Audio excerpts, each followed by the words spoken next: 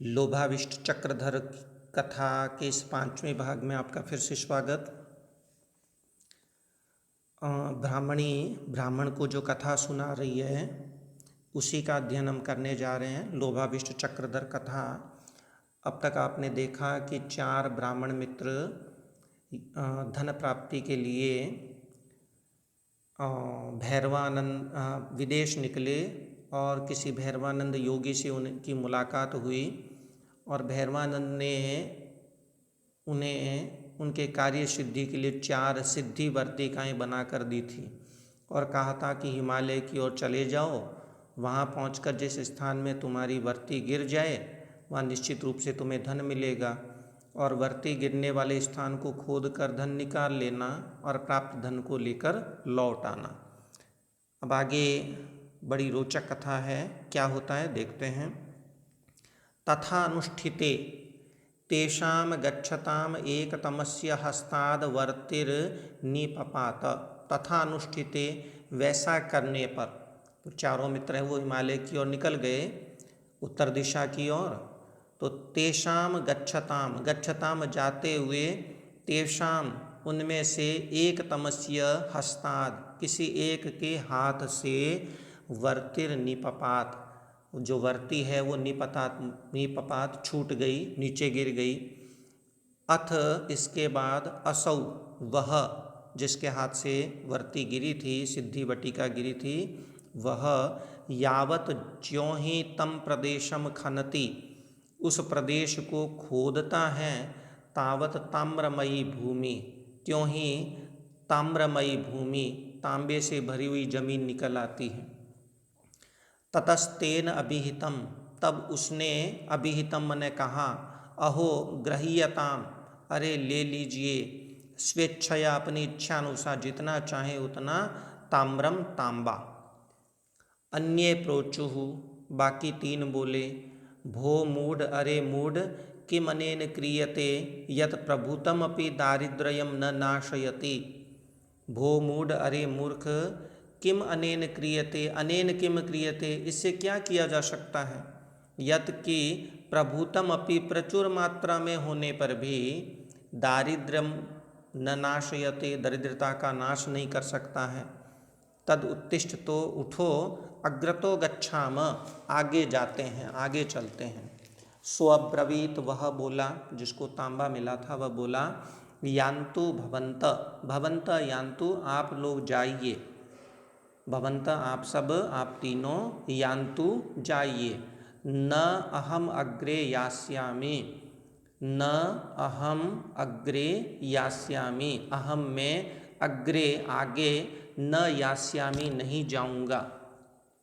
एवं अभिधाय ऐसा कहकर के, ताम्रम तांबा, यथेच्छया अपनी इच्छा अनुसार जितना ले सकता था उतना, गृहीत्वा लेकर के, प्रथमो निवृतः पहला वो निवृतः निकल पड़ा, अपने गांव की ओर चला।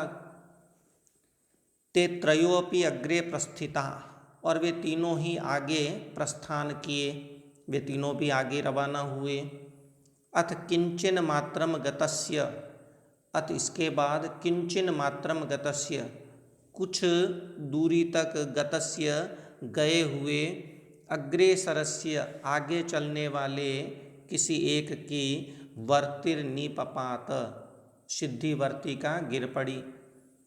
सोअपि वह भी, यावत खनितुम आरब्ध उसने भी ज्यों ही खनितुम आरब्ध, यावत ज्यों ही खनितुम आरब्ध खोदना शुरू किया, तावत त्यों ही, तहाँ तक सब जगह, रुप्यमयी क्षिति, रुप्यमयी चांदी की, क्षिति जमीन, चांदी से भरी हुई जमीन निकल आई। ततः प्रहर्षित इसके बाद अत्यंत हर्षित होकर, प्राह बोला, यत की, भो भो अरे अरे, गृह्यताम यथेच्छया रूप्यम ले लीजिए इच्छानुसार चांदी, नाहम अग्रे न अग्रे गंतव्यम आगे नहीं जाना चाहिए, इतने से ही काम हो जाएगा अपना। तो अब यहाँ पात्रों के जो नाम हैं वो मैं आगे खैर बताऊंगा। तौ ऊचतु, वे दोनों मिले, वे दोनों बोले, भो अरे पृष्ठतस्ताम्रमयी भूमि, उन्होंने तर्क दिया कि पीछे तांबे की जमीन निकली, अग्रतो रूप्यमयी, आगे चांदी की, तन्नूनम, तो निश्चय ही अग्रे सुवर्णमयी भविष्यति, आगे सोने की निकलेगी। किंच अनेन प्रभुतेनपि, अनेन इस प्रभुतेनपि प्रचुर मात्रा में भी चांदी से, किम क्या, दारिद्र्य नाशो न भवति, क्योंकि दरिद्रता का नाश नहीं होता है। तद आवाम अग्रे यास्याव, तो हम दोनों आगे जाएंगे। एवं मुक्तवा, ये दोनों, ये कहकर के, द्वौ अपि, दोनों ही, अग्रे प्रस्थितौ, आगे रवाना हो गए। शो अपि, वह भी, जिसको चांदी मिली थी, रजत मिली थी, वह भी स्वशक्तया, अपनी शक्ति के अनुसार, रूप्यम आदाय, चांदी लेकर के निवृत लौट पड़ा। अथ, इसके बाद, तयोरपि गच्छतो हो, गच्छत जाते हुए, तयोरपि उन दोनों में से, एकस्य एक की, वर्ती अग्रे पपात, आगे गिर गई।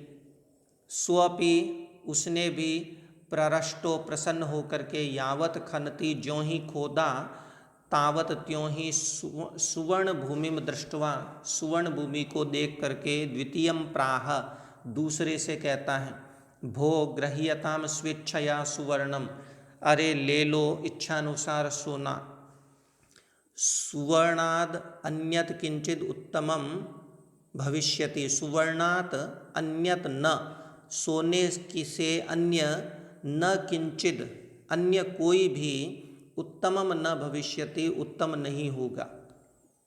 सुवर्णात अन्यत किंचित, सुवर्णात सोने से, किंचित अन्यत कोई अन्य, न उत्तमम भविष्यति, उत्तम नहीं होगा।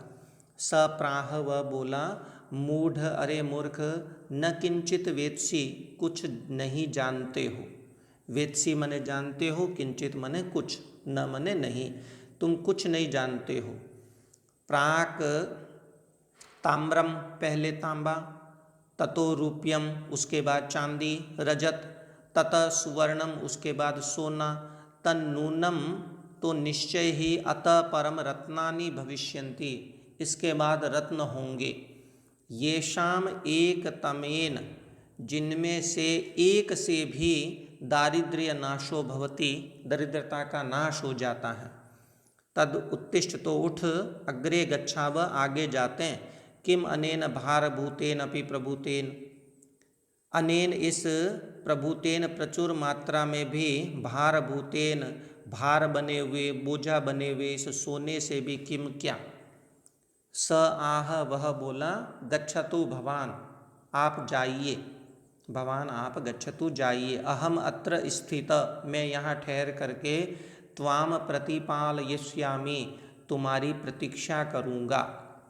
तथा अनुष्ठिते, ऐसा अनुष्ठान करने पर, स्वपि गच्छन, वह भी जाता हुआ, एकाकी अकेला, ग्रीष्मार्क प्रताप संतप्त तनु, ग्रीष्म ऋतु के अर्क प्रताप, सूर्य के तेज से संतप्त तनु, पीड़ित शरीर वाला होकर के, पिपासाकुलित, और प्यास से व्याकुल होकर, सिद्धि मार्ग च्युत, सिद्धि मार्ग से च्युत होकर के, भटक करके, इतश्च इतश्च, इधर उधर, बभ्राम, घूमने लगा।